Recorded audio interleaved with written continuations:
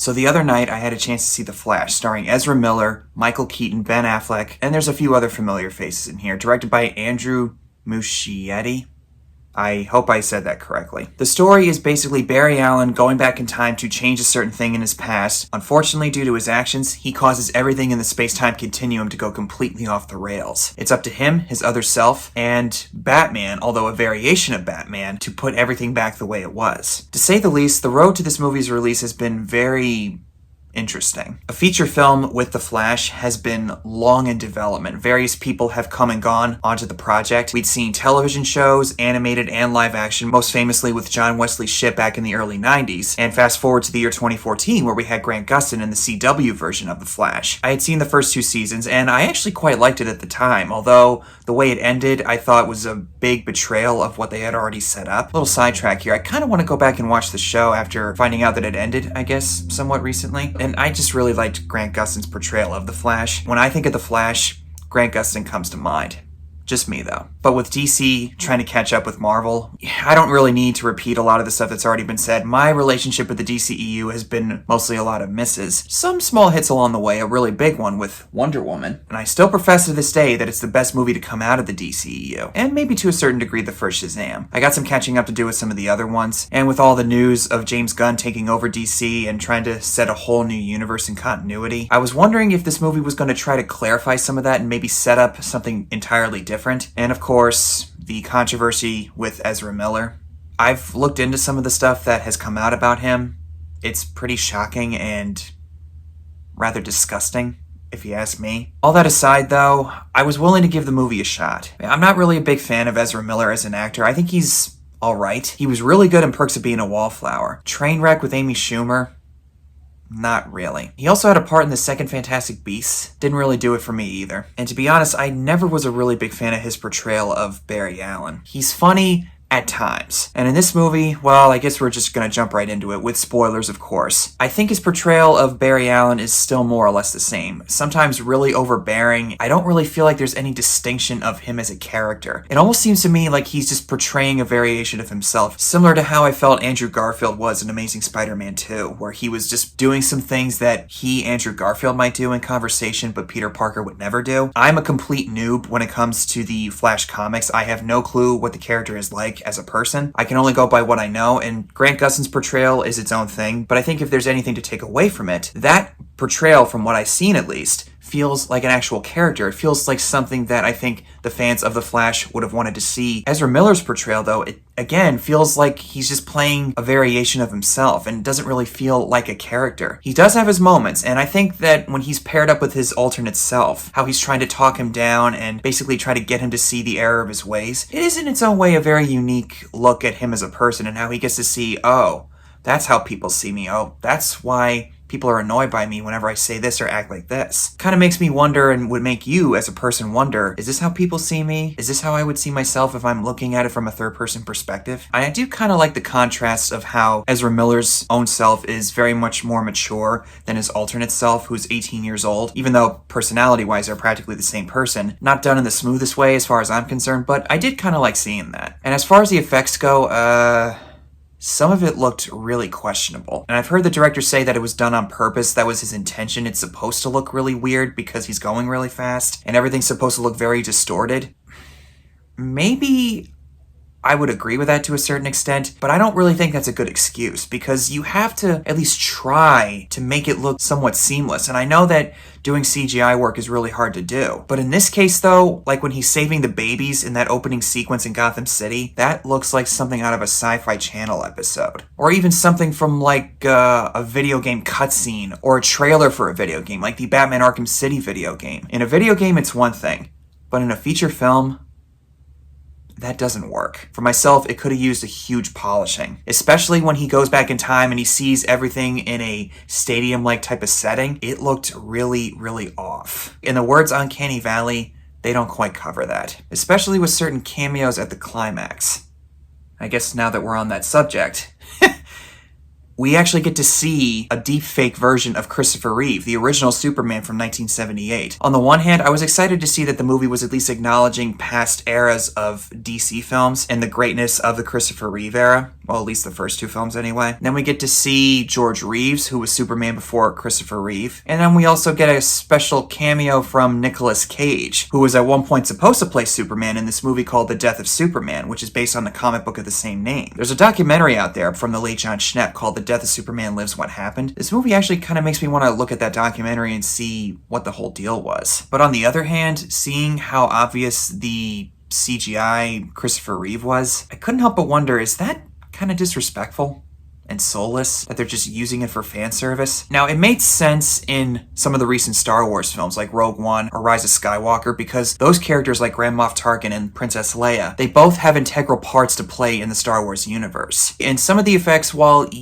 looked questionable and iffy at best, the characters at least had a purpose to be there in their own respective plots. This one was kind of just saying, hey, here's Christopher Reeve. Hey guys, look at Nicolas Cage. Remember that he was supposed to play Superman? Which is neat to see if you're a diehard fan or a casual fan, but sometimes to me it felt like it was clearly obvious that they were trying to appease the fans. And as we see the worlds coming to a head, I just couldn't help but think of, this is not good! Worlds are colliding! George is getting upset! anything goes! It's Thunderdome! I realize just now that I'm kind of jumping around all over the place, and I think I know why.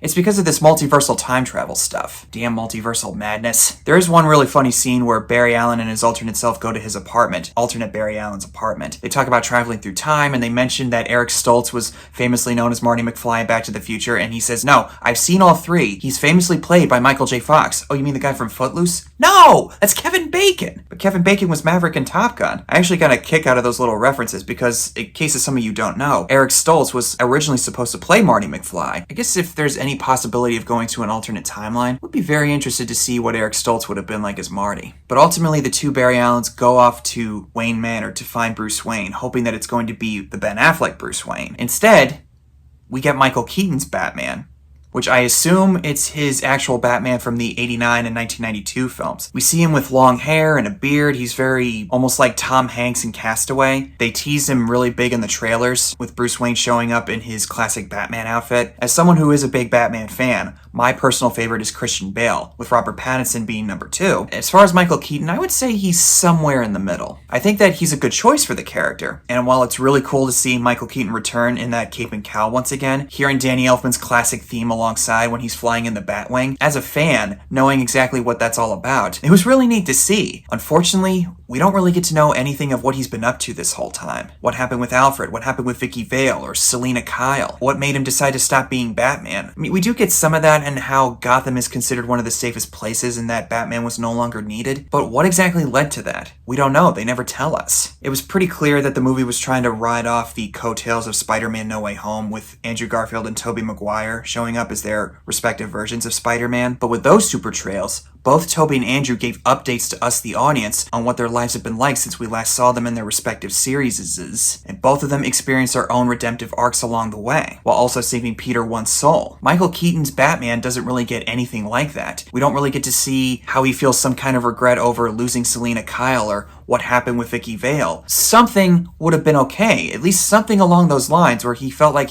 he was actually doing right, being a savior once again. We don't really get any of that, and I think that's a big disservice to Michael Keaton, because I think he's always been really great in this role, because unfortunately he goes out in a blaze of glory in this movie. When Barry and his alternate version try to reverse time at the climactic battle with Supergirl, which, rewind with me for a second, they go off to Russia to find Kal-El because they experience Zod's arrival on Earth, which we saw in Man of Steel. But when they go to find him, they find out that it's actually not Kal-El, that he died in the trip to Earth from Krypton, that it's his cousin, this universe's version of Supergirl, that she's the one who has the DNA or the genetic code that Zod and his army need in order to turn Earth into a new Krypton. And ultimately, Zod, who's once again played by Michael Shannon, gets the code from Supergirl, killing her. Two Barry Allens try to reverse time, but no matter how hard they try, they ultimately end up dying anyway. Supergirl and Batman. Mature Barry Allen, as I'm gonna call him, even though he's not really mature, tries to convince his alternate self that this is an inevitability, we just have to let it go. But the alternate Barry Allen tries really hard in order to reverse it, and that's what leads to the worlds colliding sequence that we see at the climax of the movie. And this one creature that kicks mature Barry Allen into the alternate timeline is revealed to be Barry Allen's future self, who became obsessed with trying to correct every wrong thing that happened in the timeline. And Barry has been told multiple times throughout this movie that sometimes it's just better to let things happen the way they are, because we wouldn't become who we are now. Because in the beginning of the movie, he tries to erase the death of his mother in order to get his father out of prison, which, by the way, I really like that it's Ron Livingston playing Barry's father. We might remember him as Captain Nixon from Band of Brothers. Therefore, Barry decides to go back and undo everything that he did, but he actually gets a really nice moment with his mother by not revealing exactly who he is, but saying that he's lost his mom and that his actual mom comforts him while he's there. Another positive thing that I could say about this movie, that it's one of those things that keeps me from not really liking this movie too much. The intention is there, and I do applaud it. And Ezra Miller, in this moment at least, is really, really good. Despite my mixed feelings on his portrayal, I will give credit where it's due. But apparently he throws another wrinkle into the events by causing his father to look up in the security camera while he's at the store. Therefore, everybody realizes, okay, so he was telling the truth. He was innocent all along. So everything seems to be okay. Barry's got a date with that reporter Iris West, and he gets a call from Bruce Wayne, who then shows up literally 5 seconds later. But it's not Ben Affleck's Bruce Wayne. It's George Clooney's Bruce Wayne, or some variation of it. So everything that he didn't get fully fixed. It's still messed up. And then we get a post-credit scene where he's talking to Arthur Curry, Aquaman, about everything that happened, and he just falls in a puddle drunk and is able to breathe in the water. To sum up my thoughts on The Flash, at best, I'd say it's fine. Maybe one of the better films to come out of the DCEU. At its worst, though, very, very messy. Oh, and a couple other things I forgot to bring up. Supergirl, I did not care about her at all. The way they portray her death, it's treated like this big moment, like we're supposed to care, but we literally just met her like 20 minutes ago. If she was in the other movies, maybe it would have felt more relevant. And with Michael Keaton's Bruce Wayne introduction, when he explains the time travel stuff and how everything's eventually going to come to an inevitable crossroads, if you thought Avengers Endgame's time travel mechanics were confusing, you ain't seen nothing yet. I know I made Marvel and DC comparisons earlier with the No Way Home stuff, but this has always driven me crazy. Ezra Miller, I think, tries too hard to be funny. Nobody seems to have a problem with it. Stuff like Thor Ragnarok and Love and Thunder happen, everybody blows their stack. And the same thing with the time travel mechanics. People are so confused by what happens in Endgame, yet in this one they're totally fine with what happens here. Am I gonna get crap for saying all that stuff? Probably. And if anyone who's watching this, if you don't like anything that I have to say, that's your right. I just went in to watch it for what it was, and as a result, I didn't have a horrible experience. I just thought it was okay. It was fine. Nothing horrible, but nothing amazing either. And due to the box office returns from what I've seen, it doesn't really look like we're going to get a sequel, even without all of the stuff with James Gunn's new leadership over the DC universe. Those are basically my thoughts on this movie in a nutshell. I don't really have much else to say about it. It's okay, and it has its moments, and if you're a fan of the DCEU, I think you're going to have a good time with this one. I've seen better, but I've also seen worse. In fact, I just thought of this. Maybe I'll do a ranking of the DCEU films at some point in the future. Meaning I might have to revisit some of the other ones. Oh, that'll be fun. Maybe I'll revisit Man of Steel since it's now 10 years old. Would you guys want to see that? So anyway, those are my thoughts on The Flash. Thank you guys so much for watching. Comment below and tell me what your thoughts are on this movie. If you love it, like it, think it's alright, or if you just flat out hate it. Whatever the case is, just please keep it civil down there in the comments. Thanks again, guys, and as always, I'll see you in the next one.